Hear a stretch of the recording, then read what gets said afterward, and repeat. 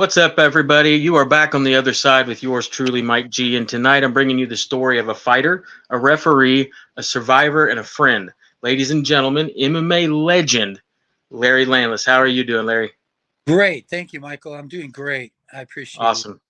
Thank you so much for being on tonight. I like to start out with where people come from because I feel like so much of kind of how we end up in life is based on where we come from.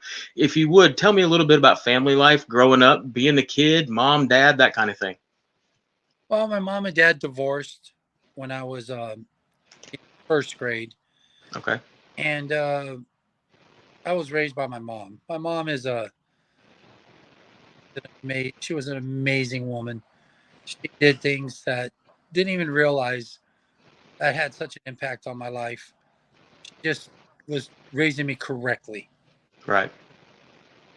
That's I was awesome. a difficult child, but she bared with me and was patient enough, and it worked out well in the end. I give her all the love and credit in the world for this, and I miss her every day. Shout out, mom. Yeah, Um, what was your first exposure to fighting and combat sports? sports. In high school, when we moved to Monterey Park, well, junior high, there was a lot of Asian. It's a very predominantly Asian community.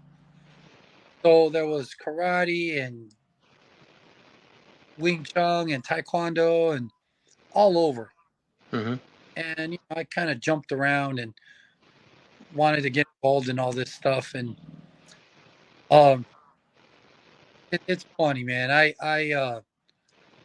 My stepfather was an alcoholic, so he used to go to the liquor store on the corner all the time. There was a guy working there, Toshihiro Obata, who you've probably seen in 100 movies. He always plays a bad guy. He Okay. dressed in traditional Japanese clothing all day long. Didn't speak no English, but he was teaching at this place in East LA called Tenry. He was teaching Aikido. So that was my first seventh grade. I went, and when I got there, my stepfather took me, and when we got out of the car, I looked and everybody was carrying swords, all these old guys. So I was like, ooh, I'm gonna be on a skateboard riding around Monterey Park fighting crime with a sword. Hell yeah. But he gave me a wooden sword, and the rest, I didn't last very long there. And eventually I got into wrestling in high school, and then judo, and then the rest, progressed. Okay. So from judo and wrestling in school to an immaculate, undefeated pro career, fill in the gap for me. Well, it was three pro fights, and it was done late in my career. It was after the divorce. I needed something to keep me busy. So the fighting thing made sense. So I fought.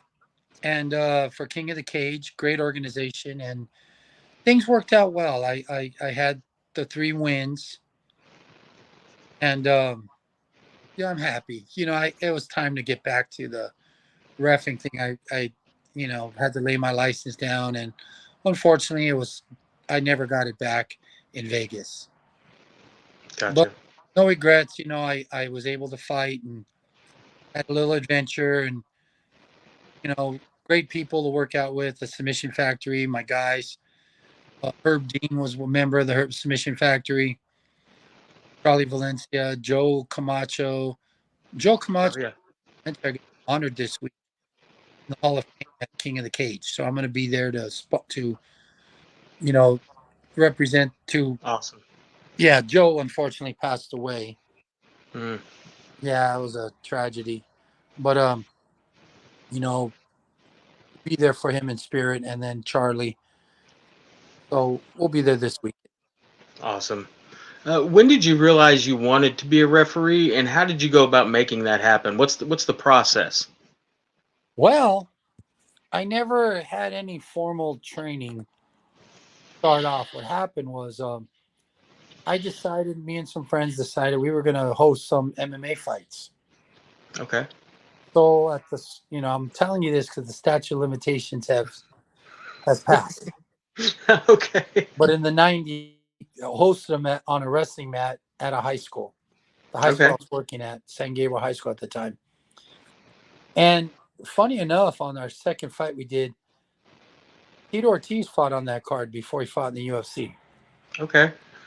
And I've had Genki Sudo fight on my card. Uh, Awesome. yeah, it was interesting. You know, made a lot of contacts and met this guy named Ryan Chenoweth. And he had an octagon in his backyard and was hosting grappling matches. So he invited, came to my fight, heard about us, and came to ours, and then asked me if I wanted to go to his. So I said, yeah, sure. I went. And then he decided, because we were doing kind of a pancrase rules, Hmm. that we could get away with it. So he asked me to, his first pancrase fights, asked me to ref it. And through that, other people who were there said, hey, we're going to do this in some alley or some warehouse underground. Will you ref it? I was like, yeah, sure, why not? So it started like that. I was getting like $50. Then eventually $75, then 100. Then the rest is history. John McCarthy saw me ref a King of the Cage and brought me on to the UFC, and the rest is history. I owe John McCarthy a lot for bringing me in. In my King of the Cage fight, I needed help, Hmm. so I had Herb Dean come to help me with checking fighters backstage, and then Hmm. the referee. So How does someone? What kind of training do you have to go through as far as being approved by the athletic commission to do fights? What is that process? now it's different. Yeah. Now you'll need to pass one of Herb's class or Okay. John's class to get on. Oh, there's a couple other guys out there that are doing classes. So you're recognized through that by taking these classes, and Herb's class is pretty tough. John's is very difficult. They have high standards, and Yeah. guys do those classes. They work their way up the ranks. Eventually they're they come to our shows, and then we kind of tutor them along the way, Hmm. and that's about it. I like the one-on-one, bringing Herb and kind of talking over things as they were happening way to the show, on the way back, and in between have been classic. Herb's rose above the standards that we were setting at the time, and it's really great to see him on TV being so successful. Yeah. Um, you became known for your catchphrase, and a lot of guys, a lot of referees have them. Let's rock and roll. Where did that come from, and how did it stick? You know what? That was one of my regrets, Why? because it seemed like everybody that came on wanted a catchphrase, and it got ridiculous. I ended up stopping that on myself and just say, "Hey, fight, ready, fight, go."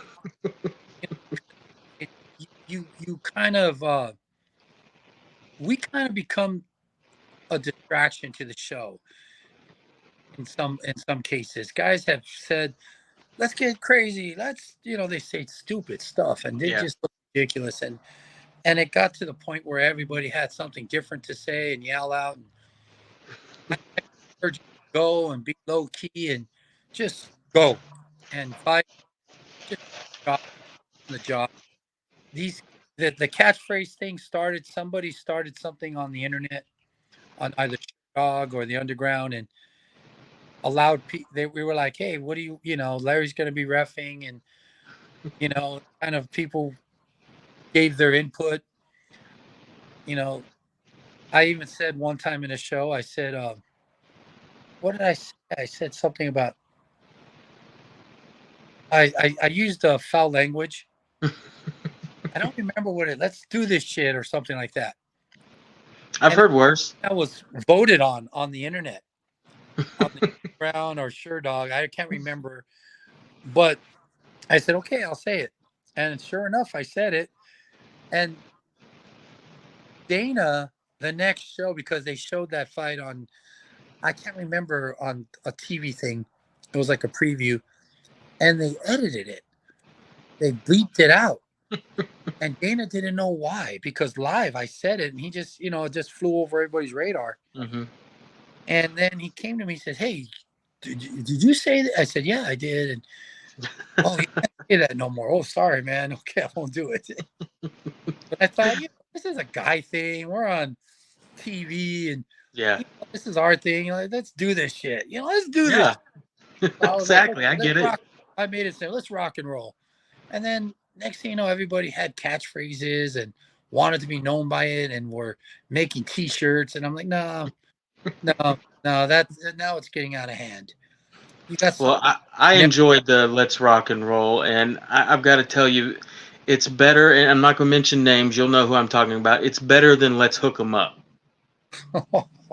That's the worst, man. oh my, yeah, I know. I, I, I've heard.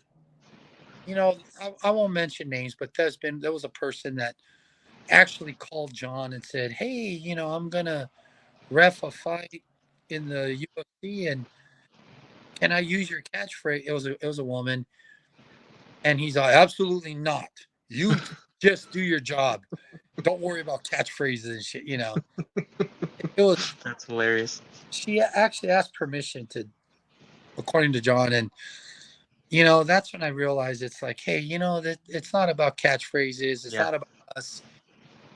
I definitely. It was nice to be recognized in the early part of the career, and there was some autographs and pictures and things like that. That was nice. It was nice, Hmm. but I definitely don't want that publicity. I just want to show up, do my job, and Right. make sure it's a good job and leave. Absolutely. Yeah, I'd Um, rather own. I kind of like no nonsense. What's his name? He just shows up and he just does his job. hmm. There's a couple guys, and I've never even met him, but I admire the fact that he just goes in there and he's there. You could tell he's there to do a good job. Yeah. Other people, I've seen them. They want to be Hollywood, and they they do things on the side to they want T-shirts and recognition, and just do the job, man. Where the nobody comes to watch the referees. Right. Nobody gives a shit who's reffing the fight. I mean, while they're there, they want a good referee. So of course they Hmm. want Herb Dean, John McCarthy, or somebody, because they know it's going to be they're going to do a good job. But Right. overall, nobody's going to pay $75 for a ticket to watch me ref a fight. Right. And I realize that, and it's like, you know what? Yes, Herb has earned hey, Herb, there's Herb. Let's go take a picture with them, and Hmm. he's earned that. So did John Sure. McCarthy and a few other guys, here and there. But overall, nobody's going to pay 100 something bucks to get a ringside seat to watch Yeah. me or anybody else. Right. We're just the little sprinkles on the cake that it's nice to be Absolutely. recognized, but do the job, work, do Gotcha. the job. If you could ref a show tomorrow and you could choose between a huge UFC event or some small show in a smoky bar back in the day with about 500 people, which one would you pick? Well, the bigger shows pay more money, Sure. Right. especially now. It's gone up. So yeah, you'd want to make the money, but overall, I love going to these. I love doing all these local shows through Camel Hmm. because you got family coming to watch you and people Yeah. close, and we know people from the neighborhoods, and within a 50-mile radius, I see these guys only at shows most of the time, and we're on the internet. We Facebook, and Hmm. we care about each other. People always send birthday greetings and hey, happy birthday, and it's like, oh, there's the coach from 10 miles away. And whenever I post something, they would respond to it in a positive, most of the time in a positive way. And it's nice. I kind of like that. It's great to be in those big shows and to see Hmm. people I haven't seen in a while. Yeah. And when I see those people, it makes me feel like that. But overall, it doesn't matter whether it's a big show or small show. I'm gonna go and I'm just gonna do my job. Gotcha. Okay. What do you do as a referee to prepare for a night of fights? Get there on time, be focused, do a good rules meeting so that it's all out in the open. There are times where people come to me later and they'll say, "Hey, this and that," and I said, "No, I talked about that specifically at Hmm. the rules meeting. Your inability to pay attention does not, you should know these rules to begin with, Sure. and it shouldn't be a secret, you know. Oh, the like before when there was the 12 to 6 elbow. I'm Hmm. glad we got rid of that shit. Oh Oh my, yeah. that was a no. It was at Stupid. 11:30. It was Yeah. 11:30, Really. 5:30. Oh, I got to make that call on the fly. So I would warn people if there was if there was damage, yeah, I'd have to, stop it, because there was only trouble that caused that damage. If they threw it and it was soft and it happened to hit the back of his arm and it was I'll give him a warning on the fly because I don't want to stop the action. Sure. But God, that and grabbing the fence have always been the most annoying thing that we have to deal with. Yeah. Guy wants to hold on to the fence. Hey, punch the shit out of the guy. His hands are on the fence. Wreck him. Punch his hand. So, I just don't care. But it is the rule, and if Hmm. it's not a takedown, it's impeding the fight. If it causes a reversal, I Hmm. stop. And I tell them this at the rules meeting. I say, you grabbing the fence by itself isn't necessarily a foul. You hit me, I fall back, I grab the fence. I'm not affecting the outcome of the fight Sure. because you're not touching me. But if you're trying to take me down and I'm holding the fence, well, that's affecting the fight. So Hmm. penalties on that. Let's do this. If the rules ever change, I'll adapt to it. Is there a fine line that referees have to walk as far as being friends with fighters? Yes. We're friendly with people, Hmm. but that could bite you in the ass. I mean, I see it as I've refed my own guys at in fights, Hmm. and I'm like, don't expect any mercy from me. If I have to stop that fight, yeah, I'm gonna stop it. Right. I have a bad day, tough titty guys. Like they say in Russia, tough shitsky.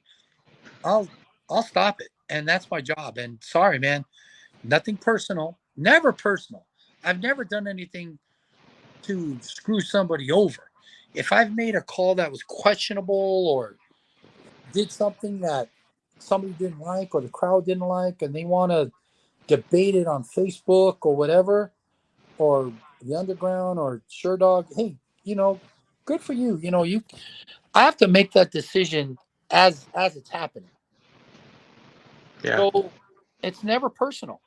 I personally I may know somebody, I may have traveled to a fight sitting next to this person and had laughs and maybe at another show they've hung out with me for 10 minutes and we share jokes and we have good relationships and some guys that come to our gym to roll around who are well known and there you're a guy fighting or you fighting, you're a big boy, you signed on the dotted line. Hmm. I'm gonna make a decision and it's what it is. I may not know the other guy at all.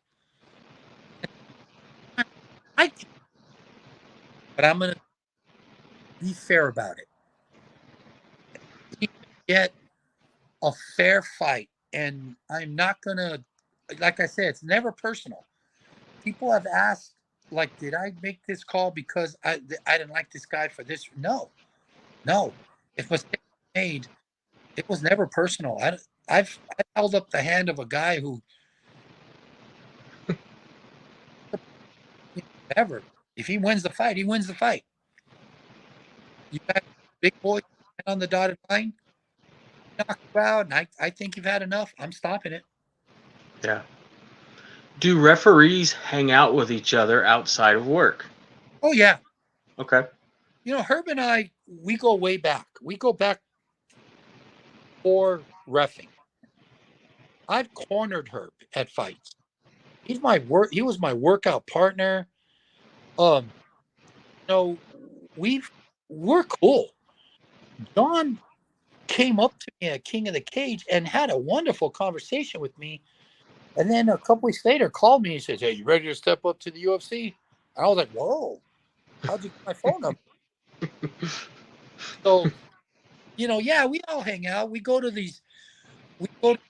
train, and we go to lunch together. We go to the fights. We hang out together. There's times we've all gone out. You know, we talk about things. More so in the past, Herb and I would call each other and say, "Hey, what do you think of this? What do you think of that?" And when I was doing the UFC before he got in the UFC, any mistake I made or anything that John pointed out, I made sure I told Herb, "Hey, just to let you know, we can't do this, or this is, Mhm. you know." So, I would do trial and error, and he would get, my Bruce Lee, throw out the bad and use the good. So I'd bring him the good, and I'd say, "Hey, from now on, do this, don't do that." Right. And Okay. Herb's the with. Oh my God. Yeah. Herb's awesome. You have refed an estimated 1,000 plus fights all over the world. Do you Yeah. have a favorite moment from a fight? Ooh, good question. That's a good question, damn it. I wanted to ask you about. I didn't want to mention the names, but I'm going to. I wanted to ask you about Phil Baroni and Evan Tanner, that match where Phil tried taking you down. Well, he I didn't. always remember that one. He punched me. And, Okay. he swiped me. He didn't really, he didn't really clock me. He Hmm. swiped. Thank God. He's a tough guy. And that was a misunderstanding. And it was the circumstances that led to that misunderstanding.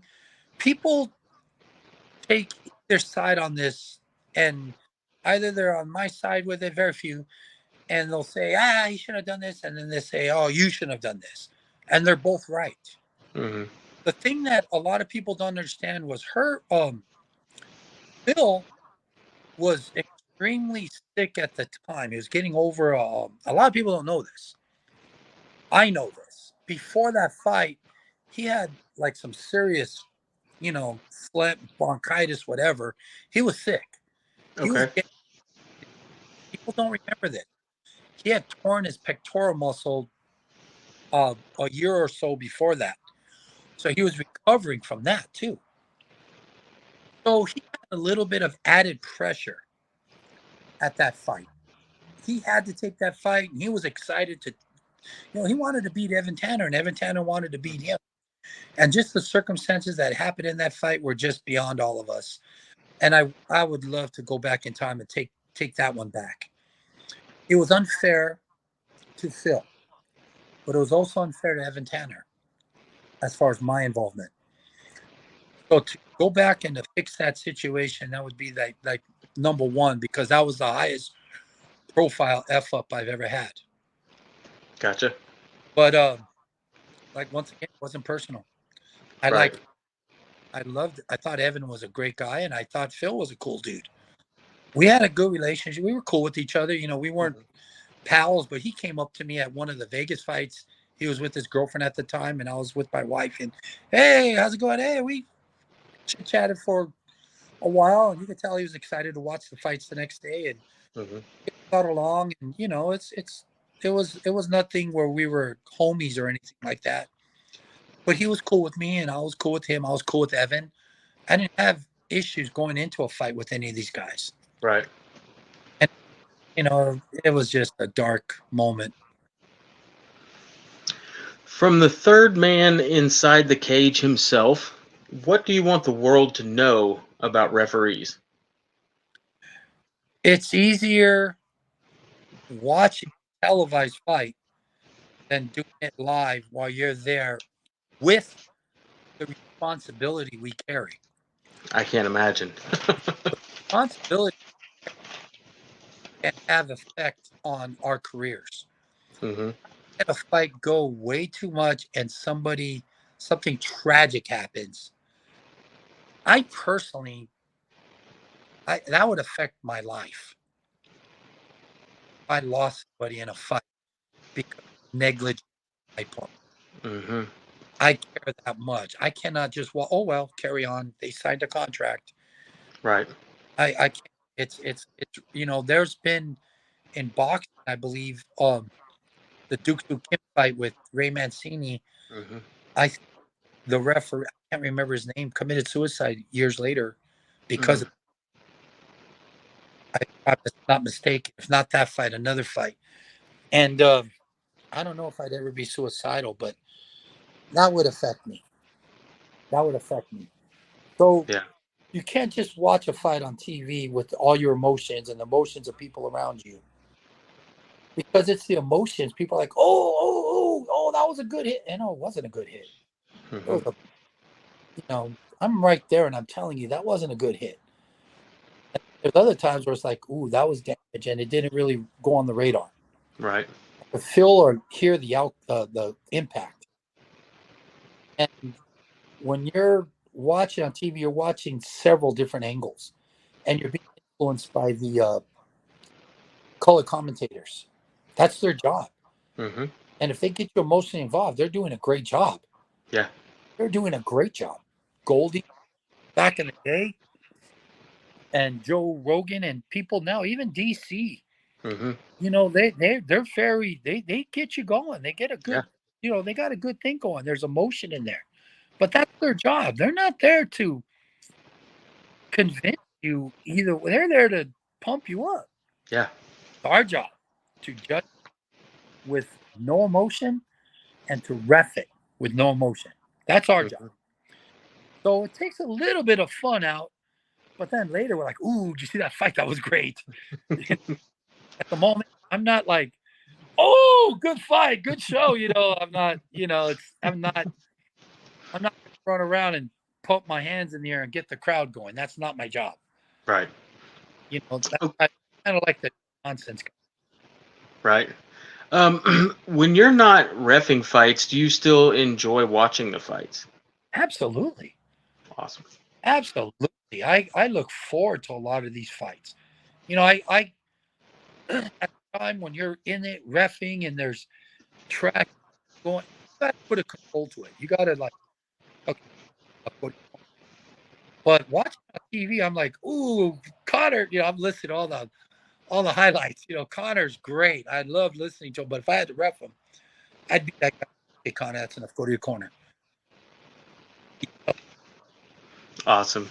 I've learned through talking to you that these days you're in another industry. You work in recovery. Uh, as we've spoke, I've shared my past with you and how that's important to this interview. If you could tell me about how you got into recovery and how it's gone since. Well, this is the funny thing. When I got into this business, it's because I have friends that only they own a and I work for them, and I kind of like keep it to myself as far as you know. I'm not. I've never had any addictions in my life. Knock on wood. My mom was on top of shit and spoke to me every inch of the way growing up. So I had a good perspective on stuff like this. And I was around people, friends that, they smoked pot and I never did that. Never did that my whole life. And when it comes to drinking, I've had a few cocktails here and there, but I've never been a fall down drunk or drink to get drunk. Hmm. And I'm always trying to be in control. I want to be able to drive home. And when I go out with my friends and cousins, they've always, oh, Larry will drive us. So they've let loose, and I'm more of that guy that watches the crowd and watch, oh, they're falling down, and Hmm. keep an eye on people because I care about the people I'm with and the people around me. I've been a bouncer and I've seen people look ridiculous, carrying people out and they're throwing up, and I'm like, oh, you having fun? You having fun? Now, when it comes to recovery, I don't have the perspective that people who have gone through. I've learned to empathize with. I've learned to listen. I've never been that guy. I've been very conservative in my views and like, hey, man up. You got kids.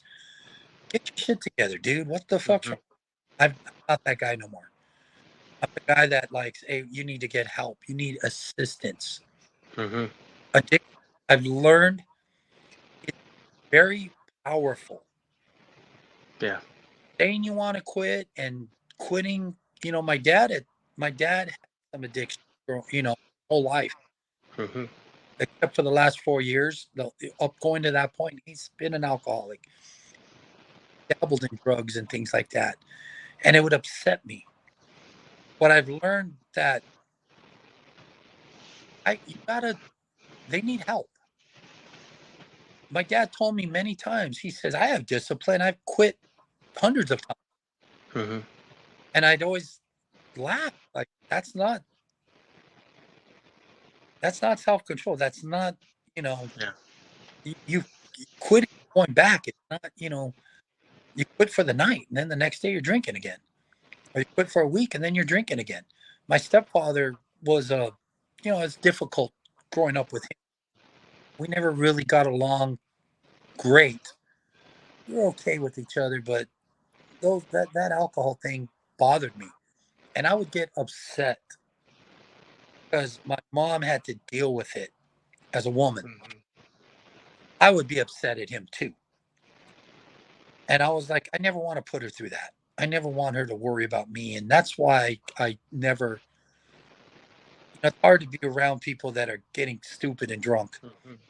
but that should be a bouncer. And I'm knee deep in it. But at work facility, I've learned, oh my God, I'll tell you about a story. I watched that movie with Leonardo DiCaprio and Mark Wahlberg, Basketball Diaries. And Hmm. I read about, God, I can't think of his name, Jim Carroll. Because the movie's based on Jim Carroll's life, Hmm. who passed away. Um, but he was a rocker and a poet, and I got interested in him because I thought at the time when I saw this movie in the '90s that it was over the top. They're over until Hmm. first I realized that movie's amazing. Wow, how you Hmm. could slip easily into that, and how you can have family members that can slip into that Hmm. addiction, and instead of being the tough guy, and because they'll just avoid you. You got to be more sympathetic and hear them.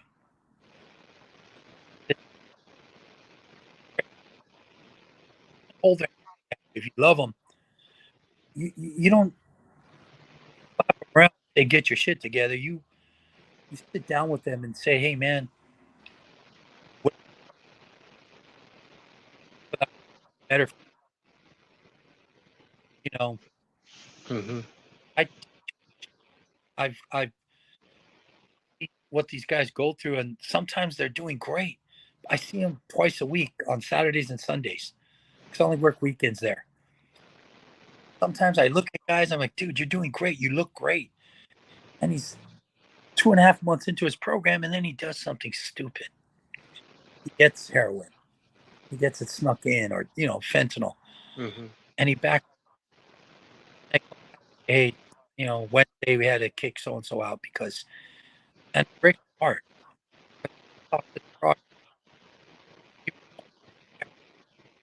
But for whatever reason, and I actually want to.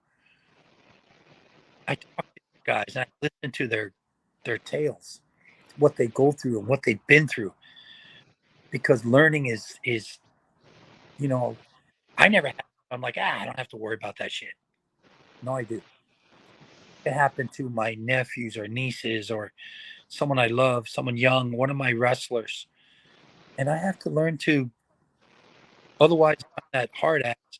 They'll just avoid me. Hmm. Do it 1,000 times, I'll never know. I'd rather and help you with, not be that guy you avoid, you ghost. I'd rather be that guy that, hey Larry, please help me. I, I've gotten into our clinic. Okay, let's get in. And I've got them in, and some have stayed and some haven't. But I do what I help people and talk to them along the way. And this drug thing, this whole thing, just it's heartbreaking. It's hard. Mhm. I'm inspired by the ones that do well. I mean, life's always tough. Learning to cope with it. Mhm. You, they have sponsors and stuff, and utilizing those sponsors and people you love and trust. And that's why if I'm glad when I get those calls from people I love, family and friends, because I don't want to be hard ass preach to. I don't want to quote Bible. Not that I don't believe in the Bible. I don't want to just start hashing out Bible this and Bible that. They may not want to hear that, and they're not going to hear from a guy who's never had addictions. Oh, I understand what you're going through. No, I don't. Right. Absolutely don't understand what you're going through. So as you're telling me things, I want to do what I can to help you. That's awesome, man. I appreciate the fact that that's the business that you're in right now. It's very near and dear to my heart. Um, I wanted to talk a little bit, if it's okay with you. Something you posted a few days ago that came as a shock to myself, and I'm sure a lot of other people. I had no clue that it was something you had ever dealt with previously. But if you don't mind, could you talk to us a little bit about finding out about your diagnosis? Well, as of right now, I've been diagnosed this week. Diagnosed with cancer third time. 6 years ago, I had a diagnosis, and I had let things go for too long. So I needed removal, and that prostate. With the removal, unfortunately, the LA have this thing called Da Vinci where they remove it robotically. Well, the arms weren't working properly, so they had to keep me under. So a 3.5 hour surgery turned into 7.5 hours. And I kept building up 3 weeks. 2.5 weeks later, I ended up in the hospital for 3.5 weeks because of that infection. The infection was very dangerous.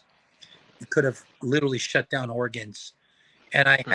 I suffered because it affected my pancreas. So to this day, I'm not producing enough insulin. So it put me in a diabetic category where I have to Mhm. control what I eat, which is under control now, thank God. But I was more worried about the diabetes than I was about the cancer. So I went here, which I promised I wouldn't do. And next thing you know, I went last year from a zero point 0.4 to a 34, which like, hey, you need to get on this right now. So these Mhm. last days I've been kind of networking, and we're working on a game plan. I'm gonna get my records from UCLA because it took an hour and a half to get there this morning, and I can't be doing that all the time. So City of Hope is really close to where I live. I'm 10, 15 minutes away. So I'm going to go with City of Hope. We're going to work on, they're probably going to give the dye test and put me in a incubator, which scares me because, I mean, not incubator, the scan, where they put you in that little, the, The MRI. yeah, it's right here in front of me. Unfortunately, I've developed, because of all this, I have really bad diet with it. I've got claustrophobic.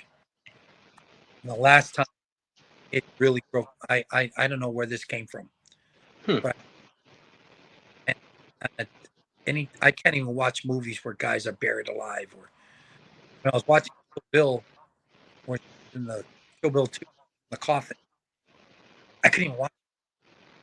It's way out of the coffin, but I couldn't watch it. I could, when you watch these Vietnam movies and they're going through the tunnels, I I start to freak out, and I literally freak out. So I'm not looking forward to that part of this. That's the only thing that's really bothering me. I don't care about anything else. Um, I know there's more holistic things I wish I was more focused on during this time. That probably would have kept me away from this cancer to get back on. I have a friend who is just, she cured her own stage 4 cancer, brain cancer. Big advocate for this holistic healing. So, like I said, I never smoked marijuana in my life, in my life. But there was cancer. Actually, Frank Shamrock introduced me to this.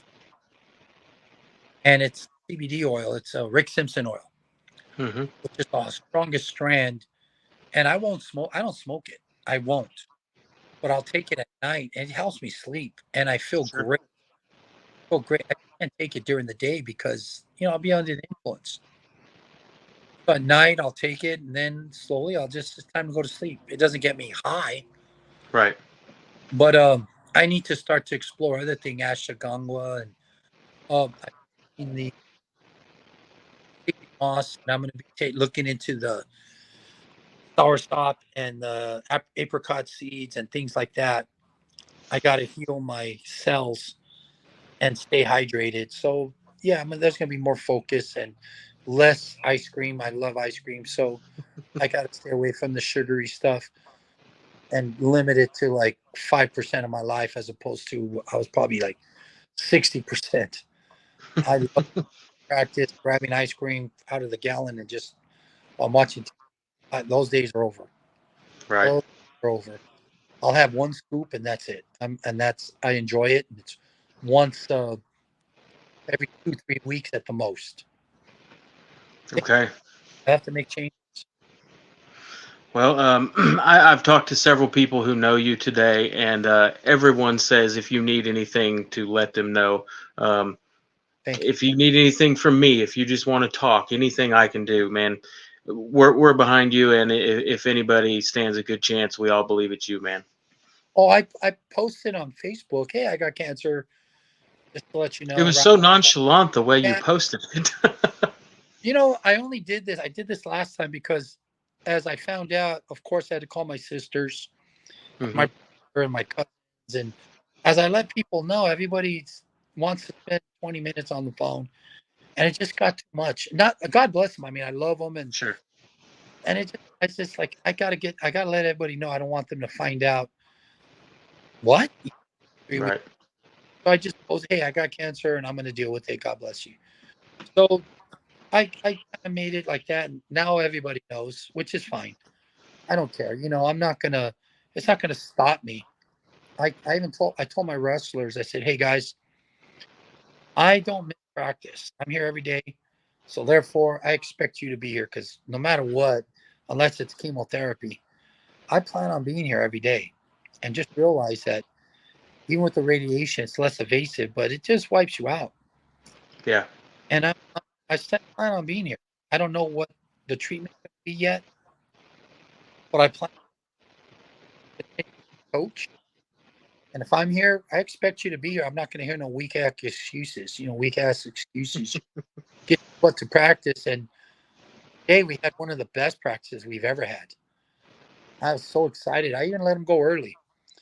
But we were just on point. We had a full room and boys and girls, and it was one of our best practices. Everyone was just focused and working hard and having a good time. And I was just, thank you, thank you. This is what I do this for. Awesome. All right, You sharing that information with people present creates an opportunity for more inspiration, man. I hope so. I mean, if God forbid, I don't know where I'm going to be 2 years from now or 10 years from now, but if my wrestling coach and helping kids at this point causes good things through inspiration because of this shit, well, I'm gonna get something positive out of it. I don't want Absolutely. to be a downer and just lay there and roll over and hey guys, you guys, go wrestle and lift Mhm. weights and good, No, I'm gonna be up and around. I go to people, I look them in the eye, and I'm like, hey, do this, not this, and they look back at me. I'm getting that feedback, and I have good rapport with the people I'm coaching, and this I've been spending more time with this than I have been reffing. I haven't reffed in quite a while. Hmm. I focus on coaching wrestling, trying to build programs. We had a great team back in the 90s, 80s. I left for quite a while. I went around, did well at wherever I went, Fish Vermont, 10 years. When I got the cancer and I was wiped out, but I was still coaching, I decided, hey, where am I going with this? I never know I need to rebuild my old program because we haven't had a person go to nationals or state in the time I was gone, from 93 on. I had a national Wow. champ, undefeated high school national champ. So no one even made it to state during that time. So when I came back, we had 3 years in a row. We sent someone to state. We had a girl that took second in state, but she won the nationals, you know, avenging her loss. And we had a girl that was one match away from placing last year. 3 years in a row. We're at state. We're there now. So Wow. hey, we got there. The bar has been risen. Let's step up. I had a lot of first year wrestlers last year. 90% of my team were first year wrestlers, freshman, sophomore. So we had to take our lumps. This year they look good and they're working hard. So things will be different. And then next year things will be even better. Yeah. So, Awesome. I'm to the part of the interview where I like to ask a few questions that I guarantee you've never been asked in an interview before. Some of them are a little goofy, but mostly I just want to know this about you. So if you don't mind, I'm going to ask you a couple of kind of pick one or the other questions and then explain why you picked that one. Is that all right? sure. All right. The first one, pulled pork or brisket? What? Pulled pork or brisket? Okay. At 30, I gave up pork. Okay. Long story. I was a pork eating fool. I had spam sandwiches in the morning and sausages and carne asada, carnitas Mm-hmm. 24/7, you know, pepperoni. I made a decision the day I turned 30. I was going to give all that up. And there was a lot of reasons for that. And I hate to get off the subject, but No, just you're so okay. you understand, there was a health thing, and then there was all these religions that were so against that. I said, hey, you Mm, know what? It's on the meat scale, it's probably the least healthiest. So giving it up is probably not a big issue, and a lot of people didn't think I'd be able to do it. 30 years later, I'm still pork free. right on. Let's sneak it into my meal, and I found out about it, and then it gives me the runs. If it, but Gotcha. I make, No pork for Larry. I make a conscious choice not to. Gotcha. Okay, the next one. Both in their prime, Muhammad Ali or Mike Tyson? Ooh, oh, I'm getting the mic. I have a couple of tattoos, and one of the tattoos I want to get is the fantasy fight between Mike Tyson and Muhammad Ali. I think you've seen that. They got the red Hmm. gloves, and and I want to put that inside my forearm because I, and don't get me wrong, I love Evander Holyfield, Hmm. but iconically for their times, I think they were the most influential boxers of their time. Yeah. Muhammad Ali could take a punch, was elusive, especially when he was younger, Hmm. and could fight backpedaling.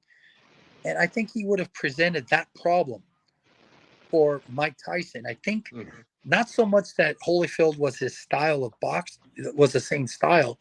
Holyfield kind of closed the gap and then got out. Didn't take any Hmm. serious damage.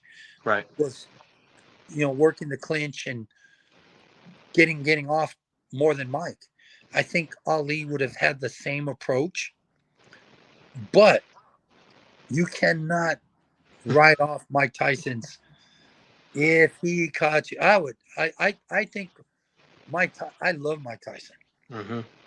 and I think he's those two. Like I say, the first part of my life dealing with that and watching and the legend of Muhammad Ali, and then dealing with Mike Tyson, in my adulthood, they were two of the perfect, and they were separated from their time zones. I Hmm. will say this: I still hold a grudge over the government for what they did to Muhammad Ali. Yeah. I felt it was completely unnecessary, and an exception should have been made at that point. Hmm. Um, I feel his best years were taken from him.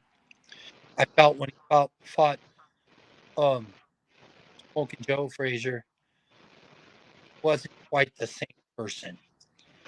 Came, but I felt like, and nothing. I'm not. Please don't think I'm disrespecting Joe Frazier. No.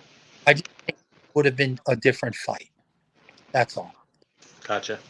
I think it's the best debate in combat sports because you can argue either one and be completely right. Exactly. I mean, Mike Tyson, and it's real. And people could say Muhammad Ali. It's once again not unagreeable. Hmm. Okay. Neither one of these may apply, but I like to ask: coffee or energy drink? Oh,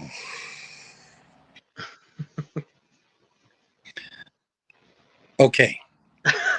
I'm not a big coffee drinker to begin with, but I started drinking that mushroom coffee. In Hmm. fact, I stopped it for a while, so I'm gonna start drinking again because there's health benefits to it. But I'm not a coffee drinker. I prefer tea, and I have stopped using energy. Number one, it's not good for a diabetic person. Sure. Two, I'm not going to mention names, but it's probably the leading cause of what killed somebody that's very close to me. A fight. Oh wow. He innocently got his heart rate too high. In fact, he fought in Bellator, and they weren't going to let him fight. What they did was they had to sign a separate waiver agreeing that his heart rate was a certain elevated, and then did a tournament on a Sunday a month or so later, and that night died. He took second in the black belt division, and then died. Wow.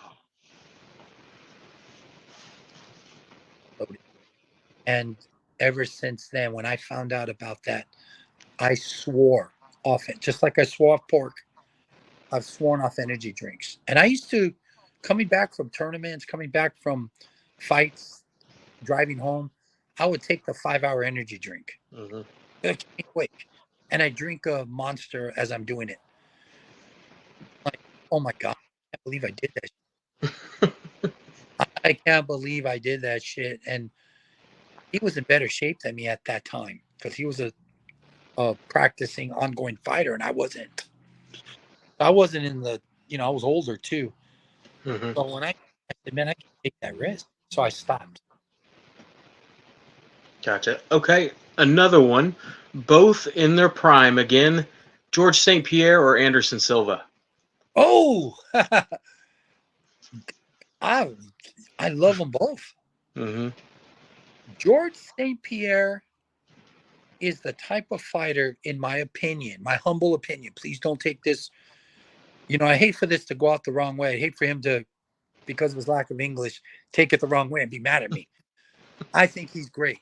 I think George St. Pierre is the type of guy, if he lost a fight to you for whatever reason, would correct all mistakes and be a totally different fighter the next time. Hmm. He's proven that Yeah. with Matt Hughes, with Matt Serra. He's Two proven. losses, rematched, won both. And even though debating wise, he lost, they say he may now have lost that fight. He may have lost that fight to Hendricks. Yeah. Had there been a rematch, it would have been a different fight, in my opinion. Yeah. Sorry about the background noise. I live by No, a it's tree. okay. But in my opinion, my humble opinion, and nothing against Hendricks, Sure. I think it would have been a different fight. Now, fighting Anderson Silva, Anderson's a difficult guy to fight. Lou catches, and you know, Anderson Silva is prepared to fight all the time. Hmm. I think rematch, it would have been very questionable, but Size-wise, Anderson, I have to go with Anderson, unfortunately. Not unfortunately, I think they're both great fighters. Sure. It's hard to deal with that reach and all Yeah. that. But in a rematch, it's a different fight. Yep. You probably lose the first fight, rematch him, and it will be one of those questionable at the end. Something like Hmm. half the crowd thinks he won, half the crowd thinks the other guy won. Yeah. All right. Rams or 49ers? Oh, Rams. Okay. I'll tell you why. All right. A guy I loved like a father. My old football coach in high school, Dwayne Allen, played 10 years in the NFL and played primarily for the Rams. When we were kids growing up, my grandparents would take us to Ram games. They and those were my cousin and I are 5 days apart, first cousins. And we'll talk about things like that, like camp when they used to take us camping and Hmm. to the Ram games, and those were the best times of our lives. So I'm a Ram fan. I don't care if they win or lose. But the Rams are associated with Southern California to me, and I've because of Dwayne, I've always coached Dwayne Allen. I'm going to be a Ram fan. He actually played for a couple other teams. He played with Brian Piccolo and Gale Sayers on the. Oh, wow. He has some great stories, with the racism going on with the NFL at the time and stuff. And he had a great perspective on things. So I learned a lot through him. He was just an amazing guy. This big, huge, buff guy, mean looking dude with a heart of gold. And to this day, I love him like a father, and I miss him. Oh, I miss him. So Okay. Rams, I'm Rams. Chuck Norris or Bruce Lee? I've I have a great story about Chuck Norris. Okay.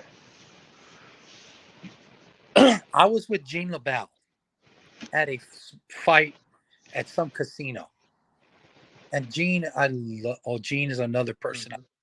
In fact, Dwayne did some pro wrestling when he got out of football. He was actually in the movie Mandingo. Okay.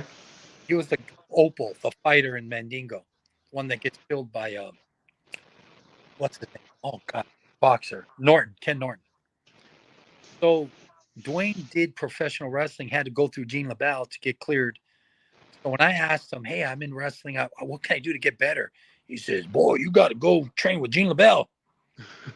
I went a couple of times, and oh my God, I didn't know I was not going to be able to speak because he did a knuckle choke on me and things like that. Just he was just wow. But I knew Gene, and I off and on would see him throughout the years and learned a little from him, and then went back and learned a little from him. So when we both were in wrestling, Gene I was very good with Gene, close to him. I'd call him even during the COVID. I wanted to go visit him, but he Hmm. couldn't because of the risk. So we'd talk, and he'd always end it, "All right, kid, I love you," and I'd say the same thing. That's So awesome. back to the Chuck Norris thing. I'm with Gene, and out of the blue, Chuck Norris walks over to us. He goes, hey, Carlos. He called him Carlos, and they were chit chatting. I was just starstruck talking to Chuck Norris. He goes, Sure. Carlos, this is Larry Landless, good friend of mine, a referee. And he goes, oh, nice to meet. And such a gracious, nice guy. Yeah. My hand go, Chuck, it's my pleasure. I'm a big fan. God bless you. He said, okay, good. And we talked for a minute. He was there to talk to Gene, not me. So I try not to interfere, but I was just Sure. start. Fast forward to like 2 or 3 years later, I'm at a UFC reffing. Hmm. So I heard a little commotion. We're behind you know, the blocked off area where the cage is. Hmm. So in the stands, like not too far, because of course he's Chuck Norris, he got good seats. Chuck Norris show. Everybody's like, oh, pictures, and oh, everyone's lining up. And I said, oh, there's Chuck Norris. Around, looked towards me, kind of waved, and hey, Chuck. I thought it was one of those like what do you call it, homecoming princess way. Sure. But he made his way towards me while meanwhile taking pictures and signing autographs. I was like, what? Walked up to me, walked up to the barrier, and then I'll never forget. He says, "Hey, Larry, how you doing?" My jaw dropped. I was like, "Are you? I met you for a minute. You That's awesome. remembered my name."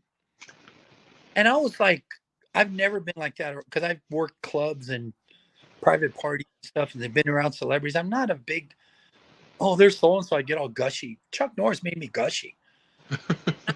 Like, wow. And he is such a great guy. Yeah. That was the last I spoke to him in person.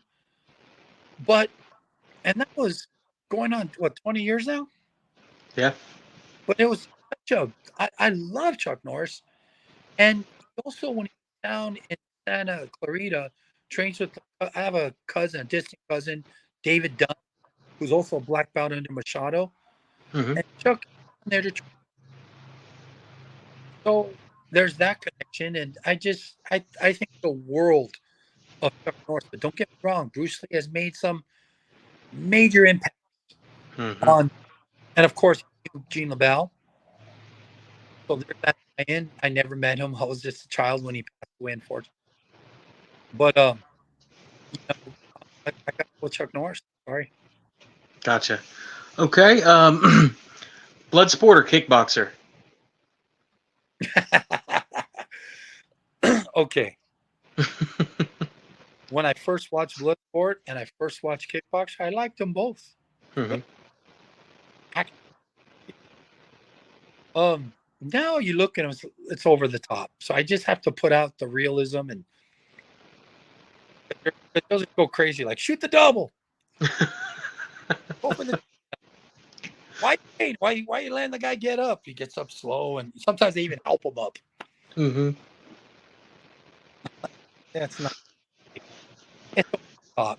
And of course, I was turned off by what I read, Frank Dukes, and that that stuff. So I was just like, you know what? Nobody gone to a fight, and I've been to many fights at the UFC, high, Hmm. big money. No one's ever taken one of those radar guns and measured the speed of which somebody kicks somebody and knocks them out. Like, oh, that's a 90 mile per hour pitch. Oh, this 120 mile per hour kick. How the f do you know? How people bring those to a fight? I just, but to just for the entertainment value, I got to go with Bloodsport. Just entertainment. Awesome. Okay. It's your birthday, and you can have anyone in history sing happy birthday to you. Who's singing? Woo! Anyone ever. Wow. Okay. I'm a rock and roll fan. Uh, uh,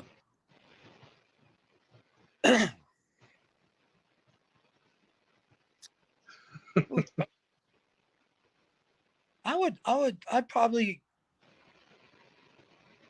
yeah, that is a tough question. Um, I'll give you an answer. I mean, one step. You know what? Let's say Elvis for the simple fact that, you know, I would just sing happy birthday. I would give him a hug and say thank you for all you've done and let him walk off like in the cornfield. The king. Thank you for your contribution to life, and you know, I wish we could have had more time with you. But I appreciate the time you gave. And That's awesome, man. That's one of the best answers I've heard yet. oh, Um, who is your favorite fighter to watch ever? to watch. Hmm. Okay, let's separate things. To For the entertainment value and to all the interviews, and I can't get enough of Conor McGregor.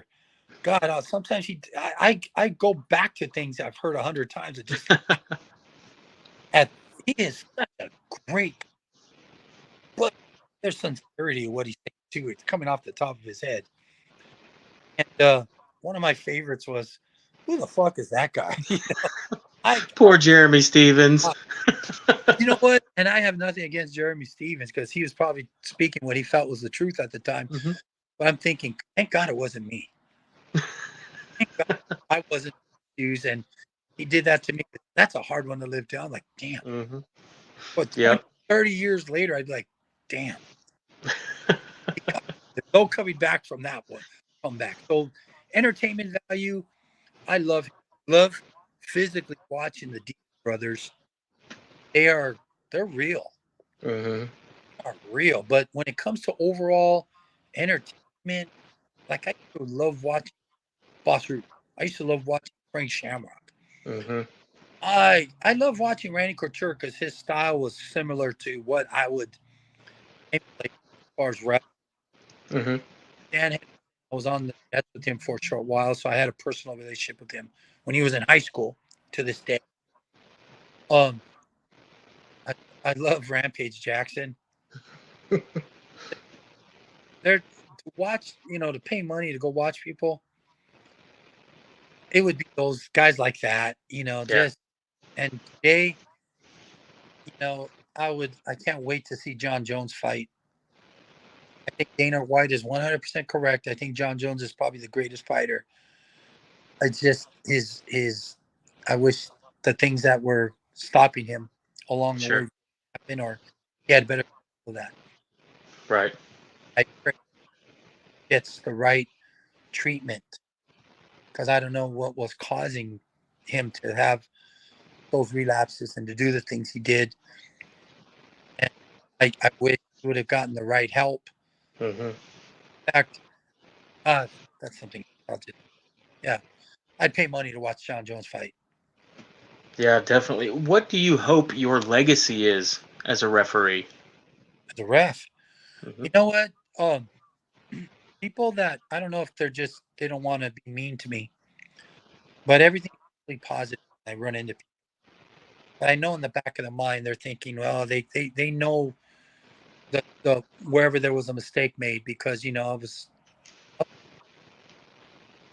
and I'd rather they focused on Herb has said it before. I've had an impact on the sport, especially locally. And I wish I'd have that recognition with people, and I hope when I go, it will be positive, and people will say, "Hey, you know what? Fair." Um, like I said, it's never personal. Please, if anybody's still harboring a grudge for whatever reason, it's never personal. But the sad thing is, some stranger will walk up to me and says, "Hey, you ref my fight at some reservation in Timbuktu, and that was my only fight, and you stopped it."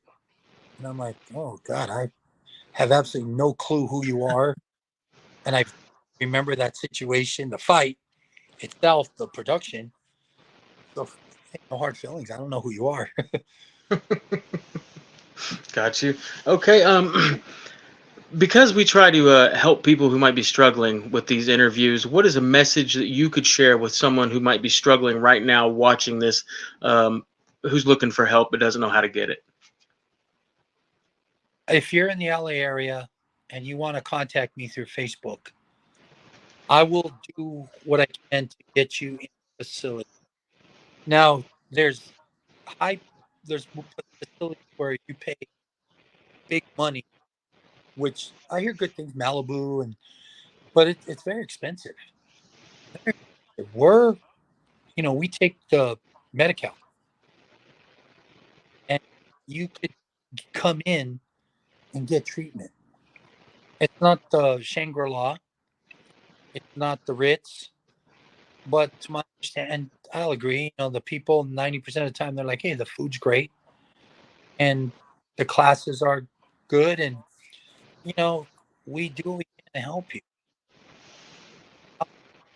That's my best bet, is getting you into our facility. Start that process, but healing is up to you. Hmm. Up, not obey the rules and not do the things that you're supposed to be doing. That's part of the addiction. So doing the chores, group meetings, things like that, cleaning your room, these are all things that are necessary. But we're not going to clean your room for you. You're going to have chores. You're going to clean a toilet. You're going to mop. You're going to do dishes at some point.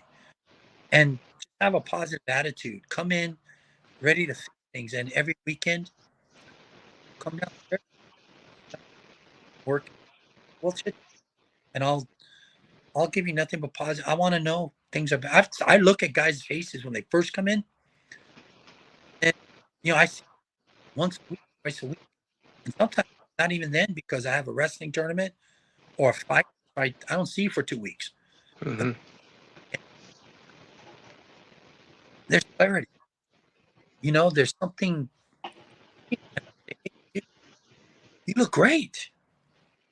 You came in and you look like a friggin' zombie, and now you're alert. I want you to have that positive, and I'm not lying. If I don't see it, I'm not going to say it. Hmm.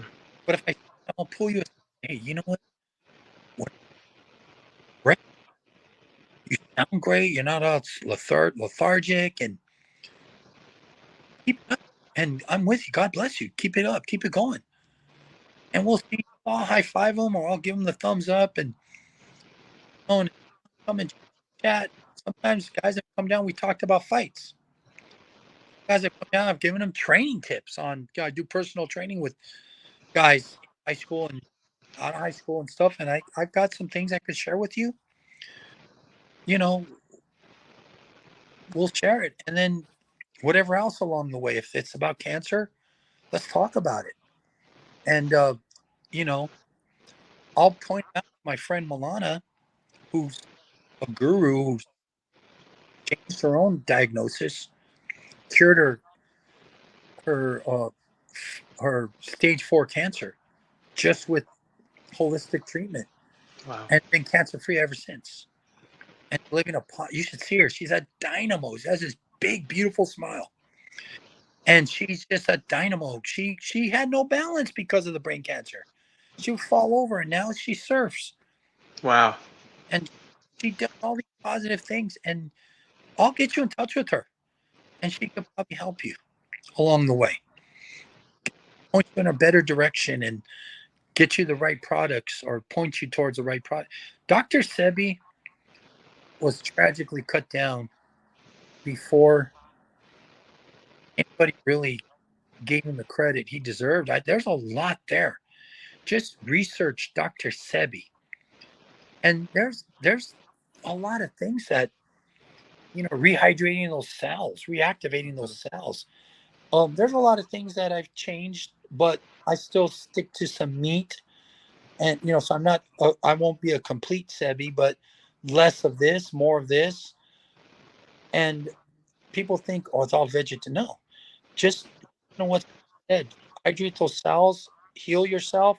These products, there's some people that have taken advantage of selling these products, or it's just crap. Get it from a certified SEBI nutritionist, and do your own research. There's going to be doctors that have shitted on it, but they're part of the pharmaceutical industry. They're going to, Hmm. they'd rather give you chemotherapy, radiation, because there's money to be made in that field. If Right. you're just by eating good foods, well, we'll have less need for doctors, for the specialists that run the clinic and just pump radiation into you, or somebody's got to put that thing in your arm. There's no arm to put it in because you're all healthy. Well, that person's out of a job. Right. I that and the war industry is two industries that I now that I'm older, I look back and I think, you know, there's some stuff there, and it's not conspiracies. There's something there.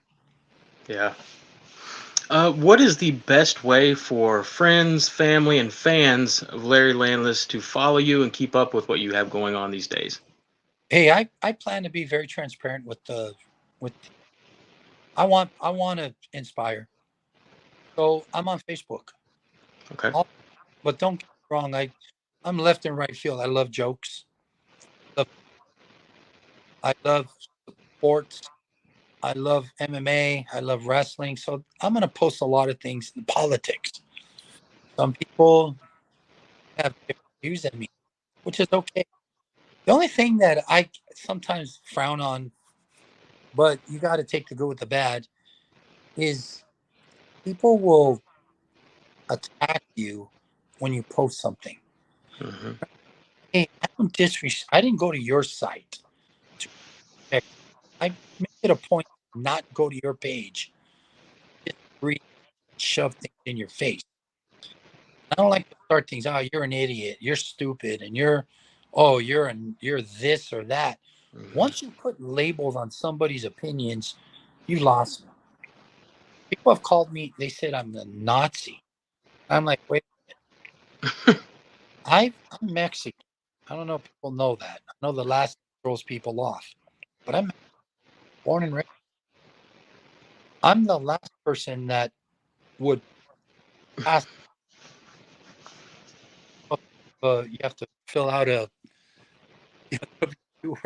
or background check or whatever. But I would be off. They wouldn't accept me. There's Right. no. You're Mexican. Okay, yeah, you're out. You're not nowhere. Not like I tell people this. I don't. I hate the far right and I hate the far left. I think the farther you move to either side of the spectrum, I really don't have a lot of interest in hearing what you got to say or what you got, because there's bad on both sides. I recognize it. I prefer people in the middle. And when there's people that, hey, Larry, I disagree with you, but I love you, and they still support me. I support them. I think a lot of things. Facebook is the best way to reach me, Okay. and and just got to take the good with the bad. There's no need for us to throw it back and forth, and then once you throw it back and forth, it turns into insults. And Hmm. then, no need. Hey, Larry, I disagree with you. I respectfully disagree with you, but you're a great person, and good luck in the election, and hope everything works out for both of us in the end. Awesome. Larry, I don't have any more questions for you, man. I want to say thank you from the bottom of my heart for sharing your time, man. I'm always honored when anyone responds to me, talks to me, let alone gives me an hour and 20 minutes of their Wednesday night. Thank you very much from the bottom of my heart for sharing tonight, man. Hour and 18 minutes and 9 seconds.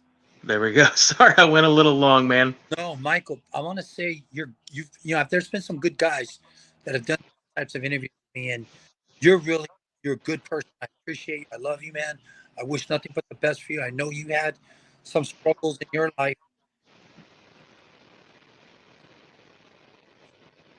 Just need a yeah, hey, having a bad day. I'd rather we'd spend 10, 20, 30 minutes just talking, chatting before before you ever dip into something bad. Anybody. That goes with anybody.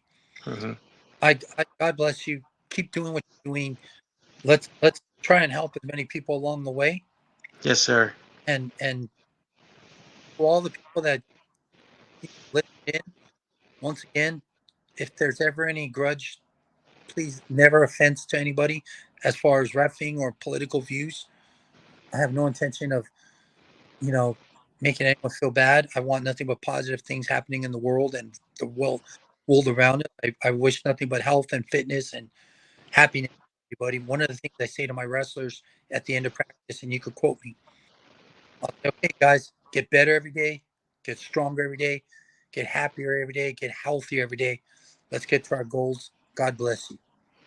My kids That's hear awesome. Thank you. it, Thank you very much. everybody else.